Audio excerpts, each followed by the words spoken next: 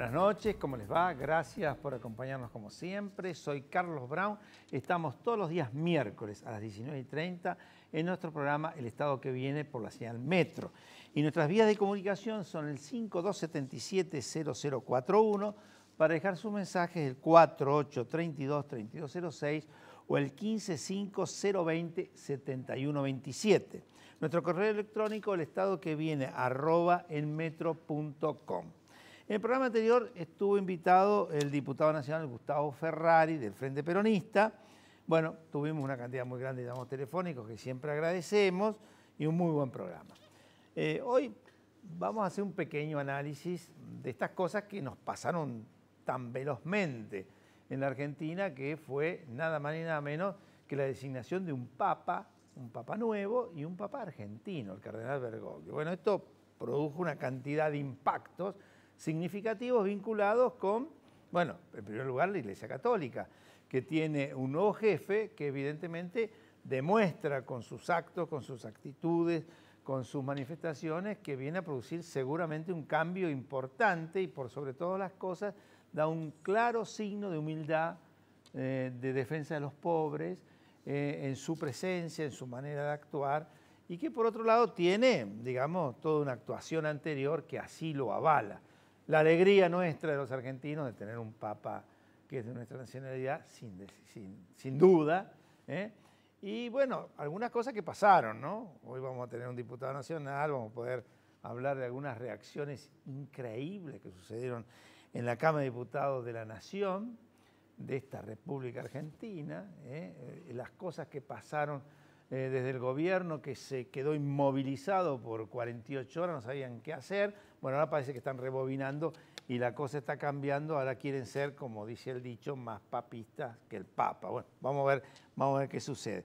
Pero en medio de todo eso una cantidad de situaciones complejas, difíciles, vinculados con Provincia de Buenos Aires, vinculados con temas que hacen a nuestra economía. Hoy el dólar se fue a 8,76, no sé cuánto, ya uno le pierde un poco el control y todo el mundo está medio expectante de lo que va a pasar para fin de mes con la decisión que ha tenido la Cámara de Estados Unidos y la propuesta que teóricamente debe hacer la Argentina, que no sabemos si la tiene, porque aparentemente algunos dicen que directamente no la tiene, así que no sabemos si vamos a un default técnico o qué es lo que sucede. Para todo esto vamos a hablar con nuestros invitados de hoy, el diputado nacional Gerardo Milman, diputado del GEN y del FAP, y con Vilma Ripoll, dirigente del MST, Proyecto Sur, una invitada nuestra de siempre, con las cuales seguramente vamos a poder cambiar muchas opiniones y hacer un análisis de esta actualidad nacional, internacional con nuestro Papa y las cosas que pasaron en Argentina. Los auspicios y con ustedes Gerardo Milman y Vilma Ripoll.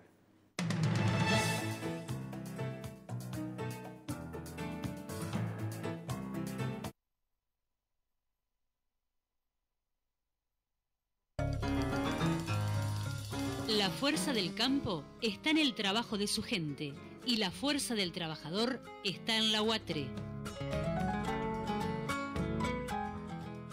Movimiento Productivo Argentino. Producir más, distribuir mejor. IPCBA, Instituto de Promoción de la Carne Vacuna Argentina. El trabajo diario de miles de argentinos, sumado a la inversión constante en tecnologías de punta, hacen de la producción y exportación de cereales y productos oleaginosos la mayor fuente genuina de divisas, contribuyendo significativamente al crecimiento de nuestro país. Una vez al mes, tocate las lolas. Además de traer suerte, previene el cáncer. Y también, una vez al año, visita a tu ginecólogo para hacerte los controles. No dejes de hacerlo. Acordate, una vez al mes, una vez al año. Ospose Integral, compromiso médico. Una vez un municipio soñó con tener salud y construyó 15 hospitales, 40 centros de salud y el polo sanitario más importante del país. Un municipio que soñó con tener más y mejor seguridad y creó y puso en marcha 3 centros de control de operaciones, Controles que monitorean 200 cámaras, apoyados por 50 móviles policiales exclusivos del y para el municipio. Soñó con tener una infraestructura para toda la vida y construyó un nuevo palacio municipal de última tecnología y edificó un nuevo consejo deliberante.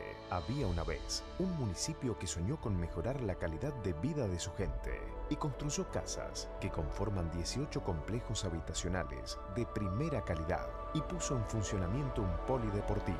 Un municipio que soñó, soñó. Y juntos lo hicimos realidad. Más Malvinas, más Argentina. Malvinas Argentinas, el municipio. Gobierno de Jesús Cariglino. La educación es el eje principal de las acciones de responsabilidad social corporativa de Santander Río. A través de su programa Universidades, el banco apoya a la educación superior pública y privada. Auspicia este programa LAN, el encanto de volar.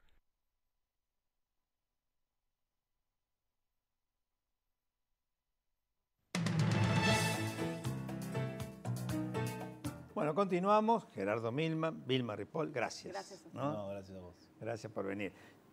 Gerardo, vamos a empezar con vos.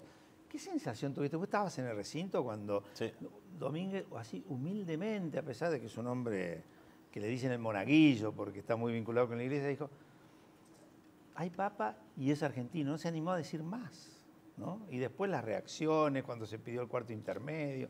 Qué cosa loca, ¿no?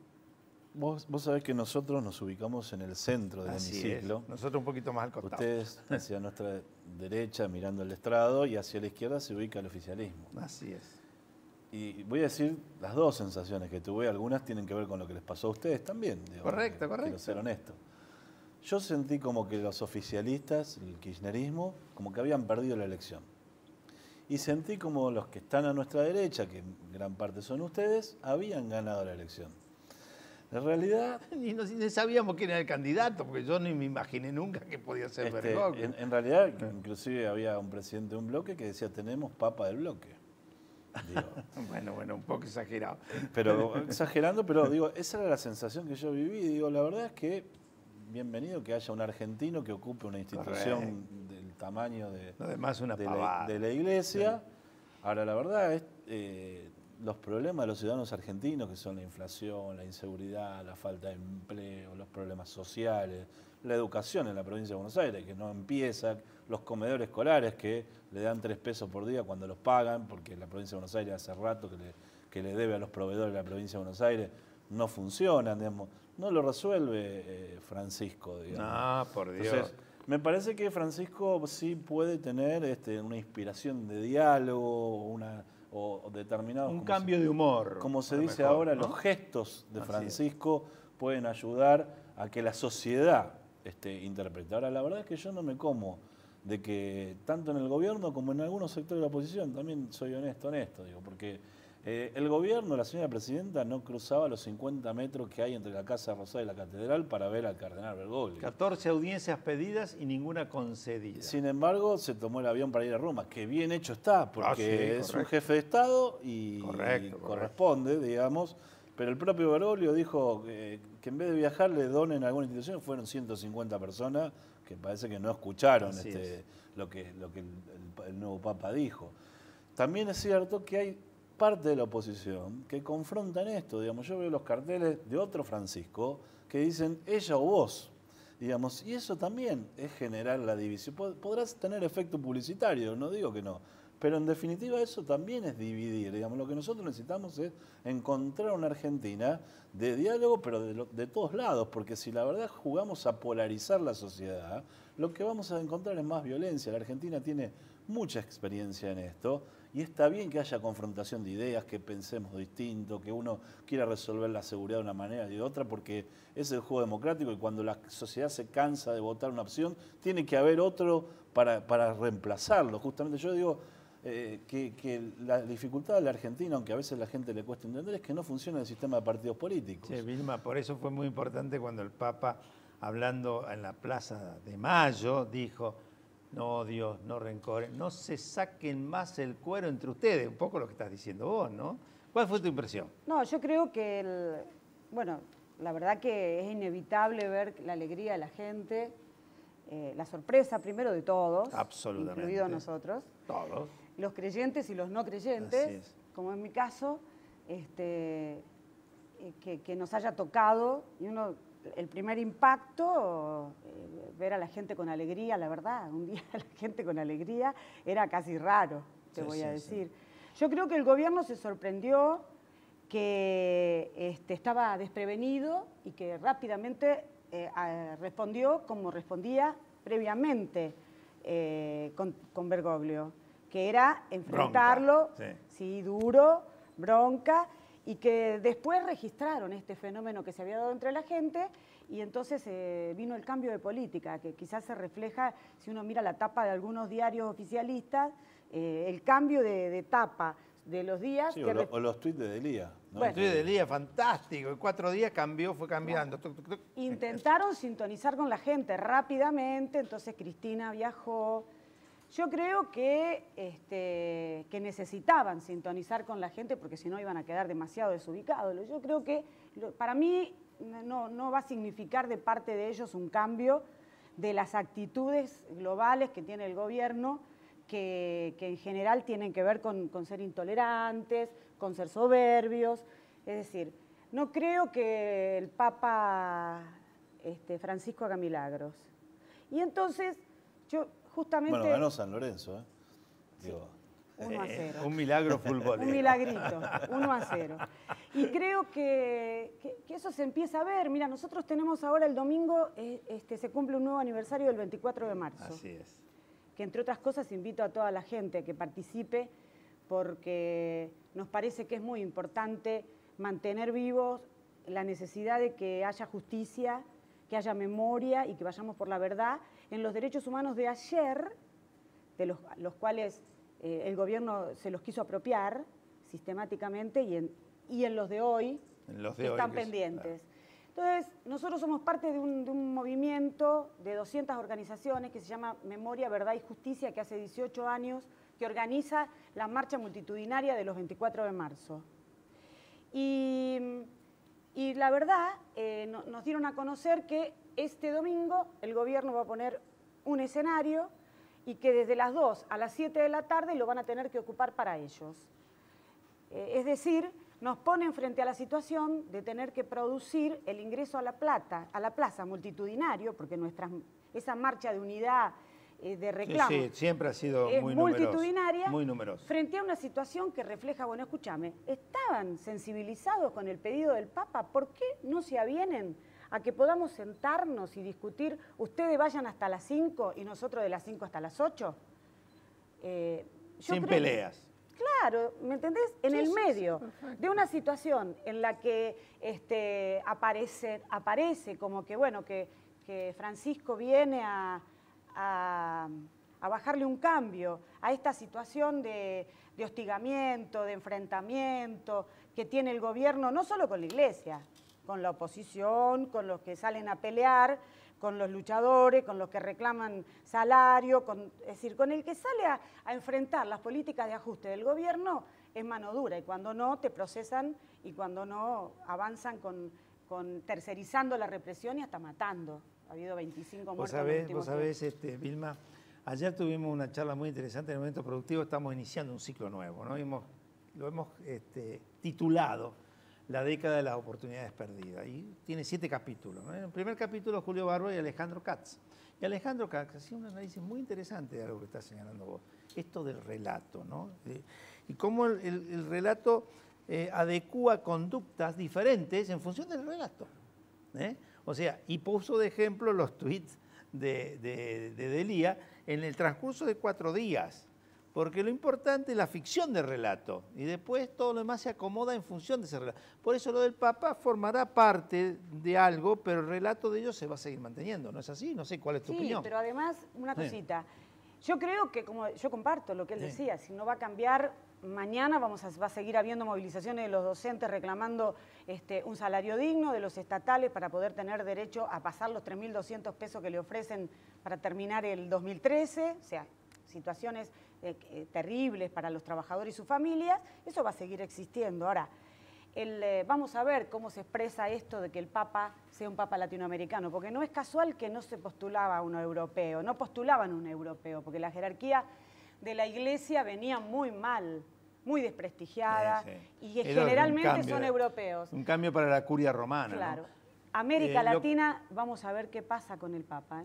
Lo que estábamos diciendo, y vos hiciste un análisis muy interesante, Gerardo, vinculado con lo que nos pasa a los argentinos en el día a día.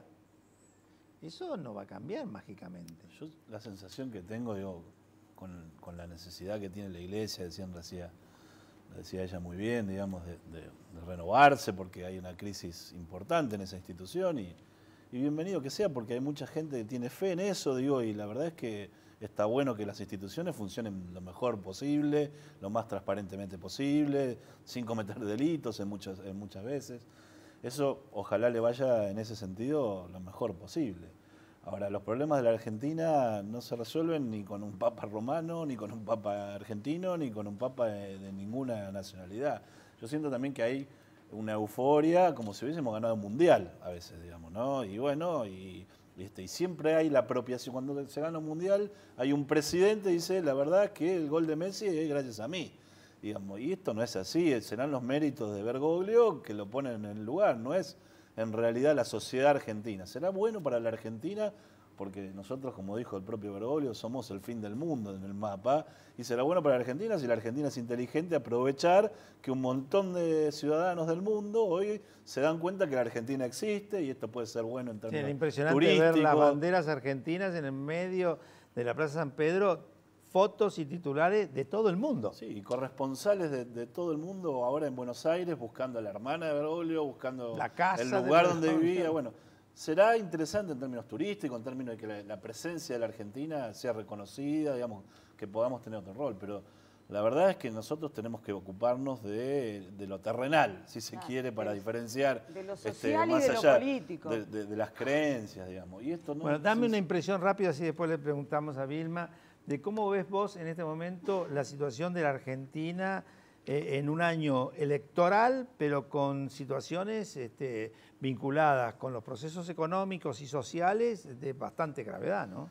Bueno, vos también estabas cuando la Presidenta de la Nación inauguró las sesiones ordinarias del Congreso. Y ella dijo, esta ha sido una década ganada, por la década que pasó. Y claro, si yo reviso las declaraciones juradas de ganancias del matrimonio Kirchner... Vi tu declaración, es buenísima. No tengo ninguna duda que han ganado en esta década. Ahora, la verdad es que la Argentina ha crecido a tasas chinas, como comúnmente se dice, pero los argentinos no. Los que estamos adentro no crecimos a tasas chinas, digamos.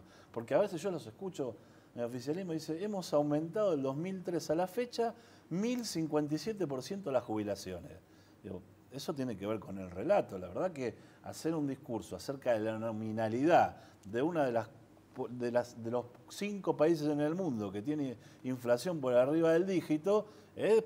ese 1000 y pico por ciento se traduce en 2.000 pesos, y con 2.000 pesos no llega ni al día 10. Es que si lo hubiesen aumentado en 1057, los jubilados de Argentina, en vez de estar pensando cómo pagan los remedios, cómo pagan la comida, cómo pagan el alquiler, cómo pagan el colectivo, si la tarifa es 3.50, si 2.50, en vez de tener esas preocupaciones, estarían preocupados en ver dónde veranean, digamos, en qué lugar del mundo veranean. Y esa no es la realidad de la mayoría de nuestros jubilados. Con lo cual, el relato es nominal y la Argentina es inflación. La Argentina tiene una dinámica absolutamente distinta, y eso me parece que no se va a resolver. No volvió a nombrar la palabra inflación la presidenta.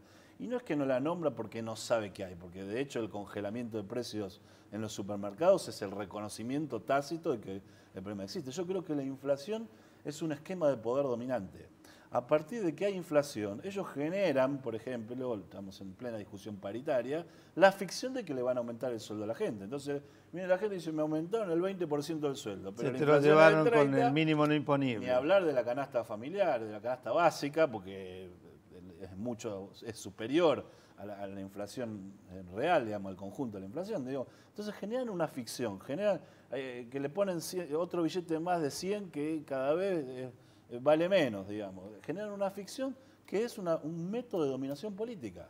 Generan un método de dominación política. Por eso no hay una política antiinflacionaria realmente, porque a partir de eso tienen el control político. Hacen control político de la pobreza, hacen control político de los que menos tienen y utilizan la inflación como un sistema de poder. Vilma. Sí, yo creo que es más grave, porque en el mismo sentido, pero que es más grave, porque ellos mienten con la inflación y ustedes saben que con las canastas de pobreza y de indigencia se miden la cantidad de pobres que hay en un país y la cantidad de indigentes. Si crecen, si no crece esa cantidad. Y la verdad que los que andamos en la calle vemos que la indigencia crece, que la pobreza crece. Me queda un poquito de vuelta alrededor del Congreso. Y que lo que es más grave, que los sectores que trabajan, la mitad está en negro y no puede negociar en condiciones de igualdad el salario, las condiciones de trabajo, porque están en negro y si no los echan. Y el resto que puede, entonces tiene que aguantarse que le digan que la inflación es una mentira, que le pongan tope a la negociación salarial y que además, si deciden ir por más, haya situaciones de represión, haya persecución, haya medidas de descuentos por los días de paro. Y una novedad, por ejemplo, han empezado a ponerse de acuerdo en algunas provincias para intentar plebiscitar. ¿Qué es más importante? Si el derecho de los alumnos a cursar o el derecho de los docentes a pelear. Neuquén lo hace formalmente, va a llamar un plebiscito. Pero eso no, es de para locos. mí. ¿Cómo es?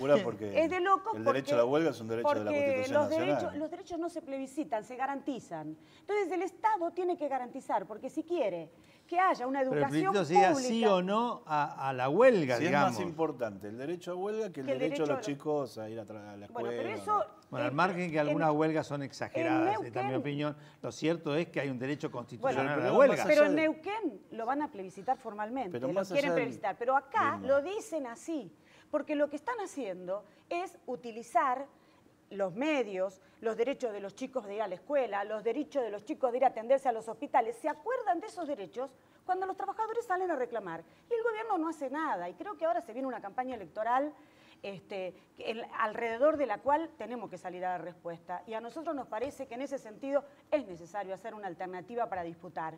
Y nos parece que tiene que ser a nosotros desde Proyecto Sur nos parece que tiene que ser una alternativa amplia y estamos convocando para debatir eso alrededor de un programa que le dé salida de fondo a esta situación tan terrible para los sectores populares y los trabajadores.